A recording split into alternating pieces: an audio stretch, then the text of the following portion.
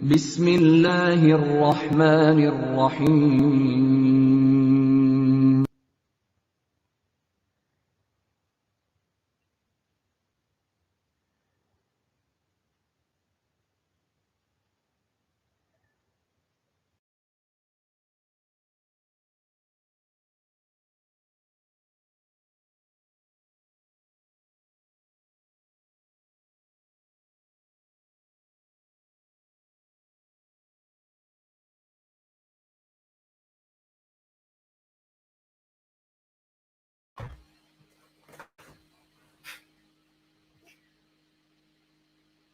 Assalamu alaikum.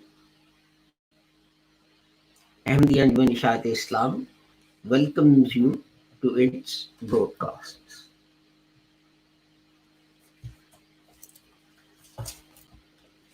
We and our founder, Hazrat Mirza Ghulam Ahmad Sahib, believe that the Holy Prophet Muhammad sallallahu alaihi wasallam was the very last prophet. And after him, no other prophet is going to come, whether it is a new prophet or an old one. That the Holy Quran is complete and perfect. Nothing is missing from it. Our Sunni friends believe that the verse of Rajam is missing from it. And our Shia friends believe that the chapter Surah Walayat is missing from it. But we believe nothing is missing from it. Someone as great as Hazrat Shah Waliullah Rahmatullah Alayh believed that 7 verses of the Holy Quran have been abrogated. We do not believe that any verse of the Holy Quran is abrogated. As I said, Hazrat Mirza Ghulam Ahmad, and we believe that the Holy Quran is perfect in all respects.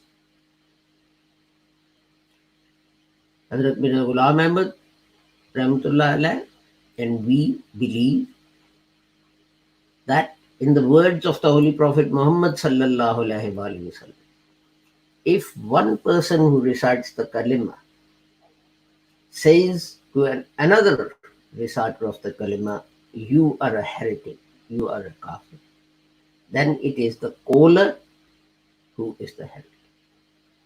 This was how strict Hazrat Muhammad Mustafa was about this issue. The whole Jamaat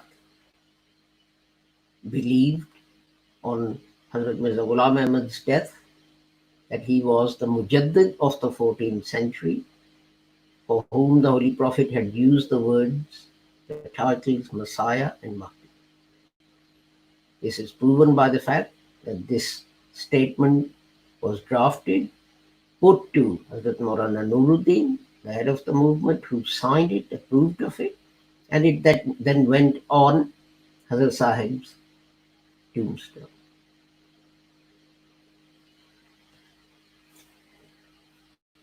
We are going through the Holy Quran, looking at it not only verse by verse, but word by word, to see whether we can find new guidance, whether we can find new guidance in its words. We've got as far as chapter 2, Surah Baqarah, the cow, verse 46. And this reads as follows. أعوذ بالله من الشيطان الرجيم بسم الله الرحمن الرحيم الذين يظنون أنهم ملاقو ربهم وأنهم إليه راجعون. who know that they will meet their Lord and that to him they will return.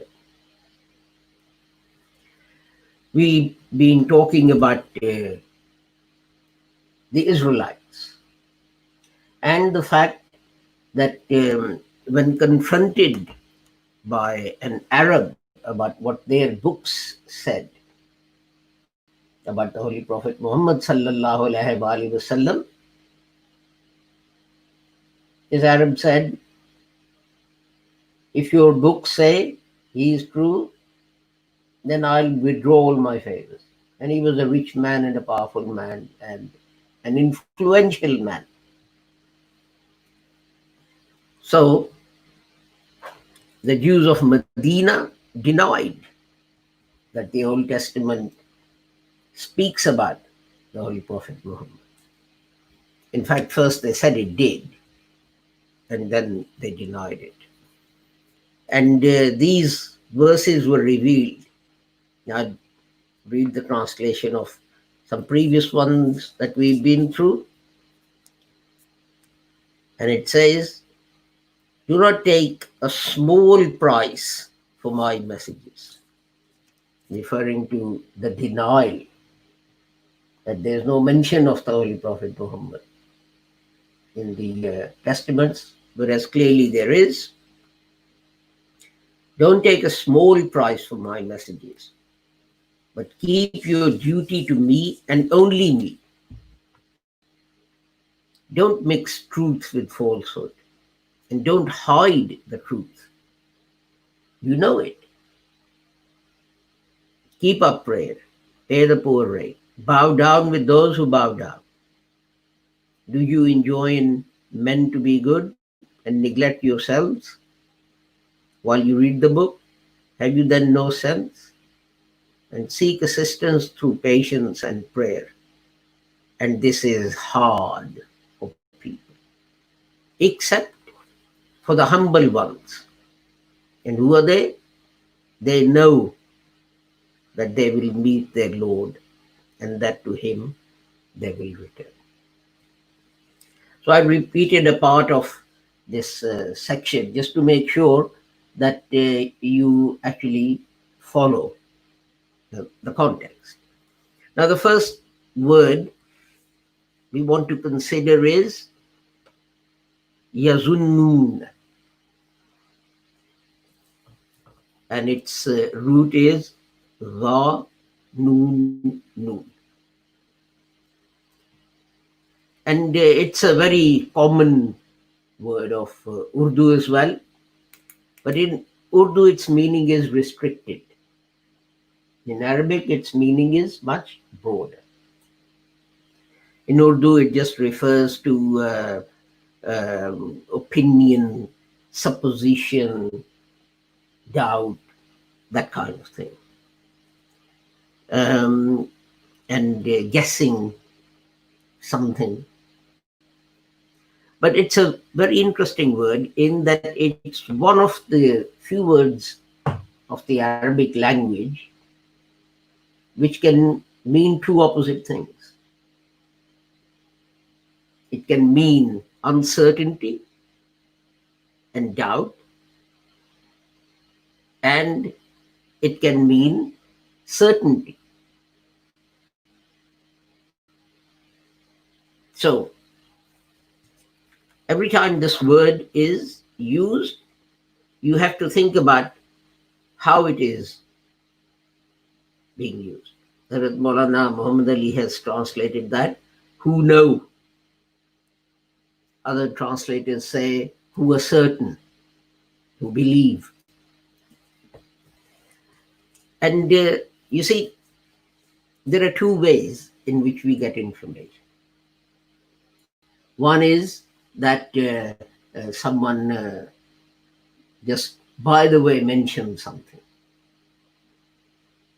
and we make no attempt to check it, to see whether it's true or not. We say, oh, I know him, he's my neighbor, he's a good man, he never lies. And we pass on that information to others. And there are many examples of this in many countries. For example, a rumor spread through some countries that the drops that children are given to protect them against polio are actually birth control drops. The West is scared that Muslim population is increasing rapidly by birth as well as people embracing Islam. And this is said particularly in India as well. Muslim birth rate is much higher than Hindu birth rate and so on. So some Muslims, some people spread a rumor saying, these are birth control drops, and if your kids are given these drops, then it will mean that you will never have grandchildren, basically. And it got so bad that in some places, the health workers who were trying to save people's kids' lives were actually attacked and killed. And paramilitary forces or army, people with guns, had to accompany the health workers so that kids could get these drops. Now, what was that knowledge based on? Nothing. Someone said something, someone started a rumor, and it just spread. So in Urdu, zan always applies to this sort of knowledge, this sort of opinion that's not based on anything. It's supposition. Just sort of something made up. But in Arabic, what happens is this, that if there's a certain matter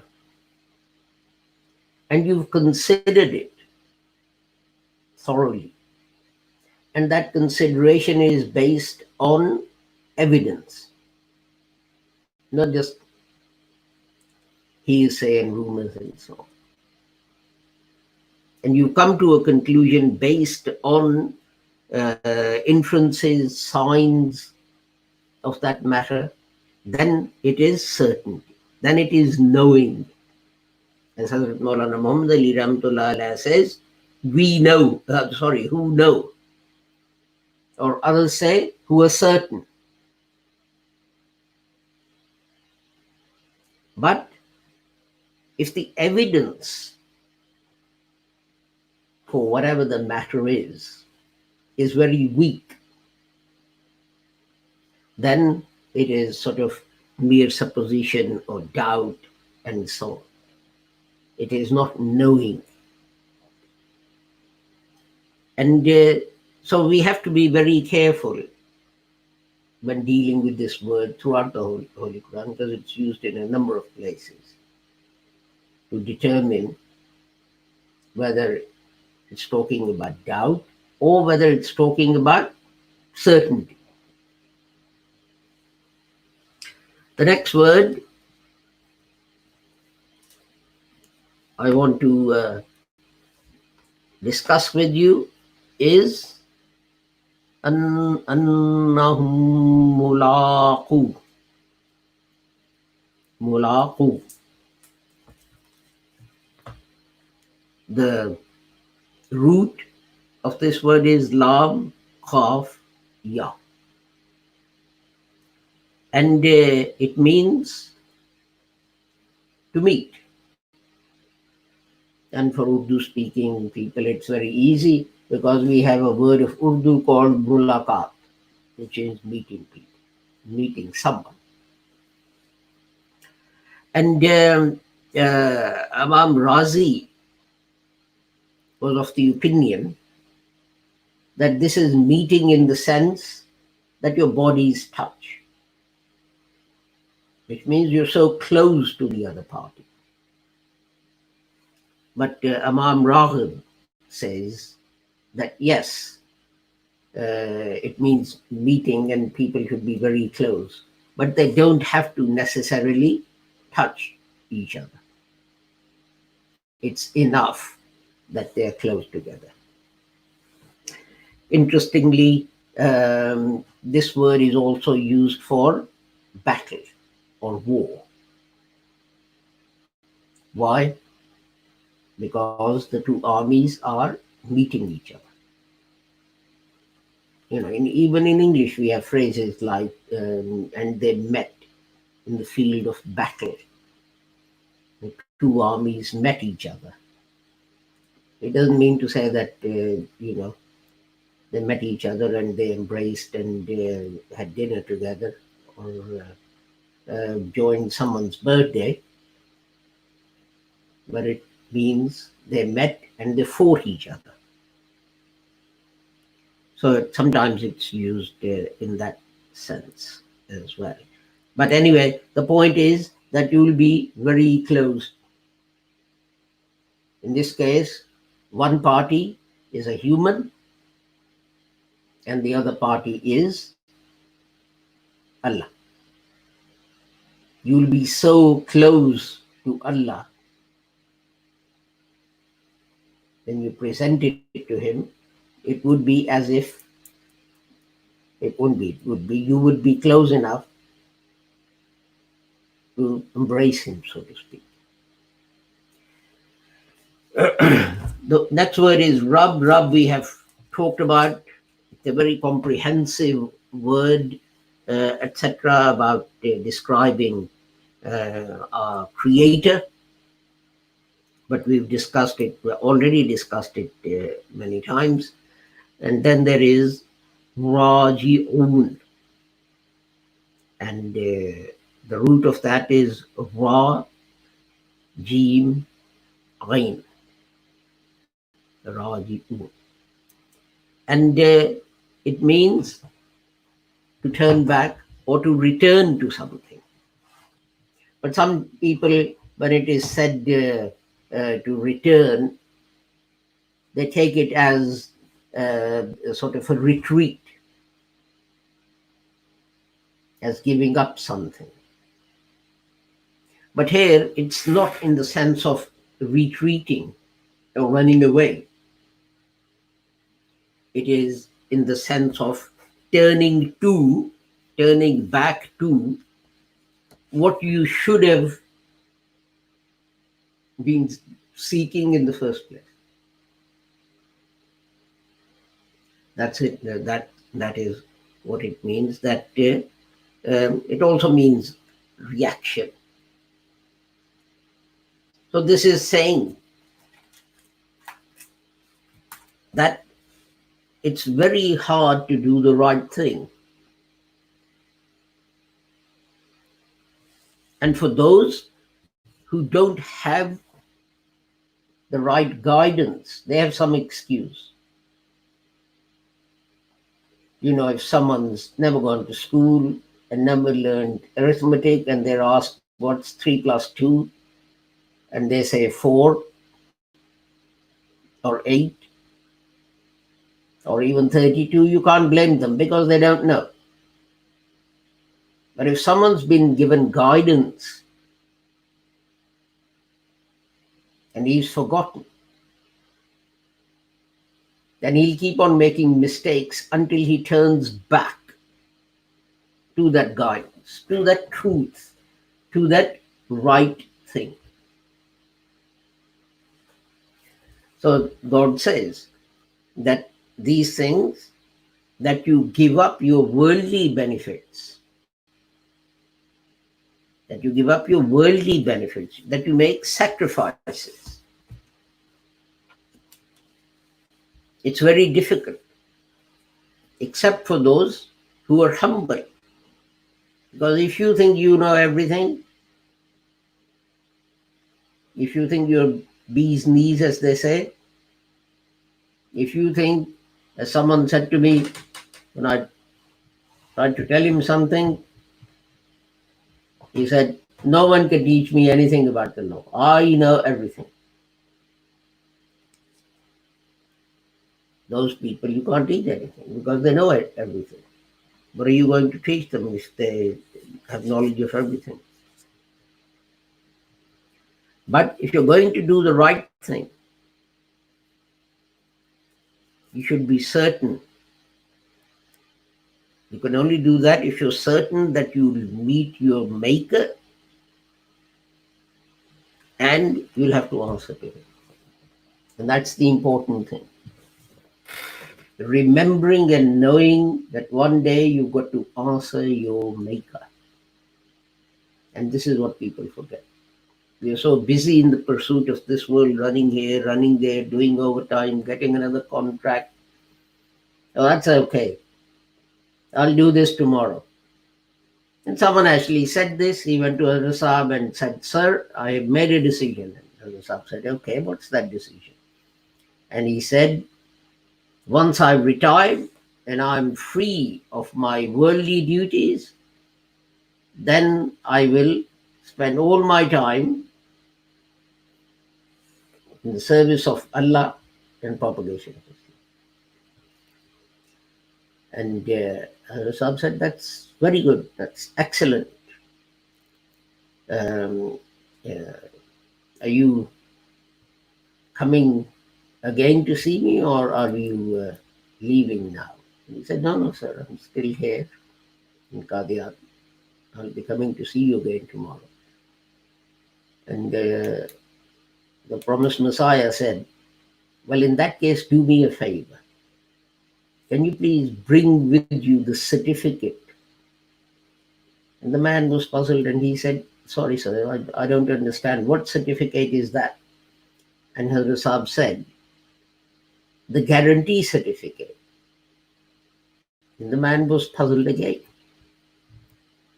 "What guarantee?" And Hazrat Saab said, "The certificate, the guarantee that God has given you that you will live until you retire and you will have time and energy and health." He said, when you're healthy, when you know you've got time, you want to spend that time on your worldly pursuits.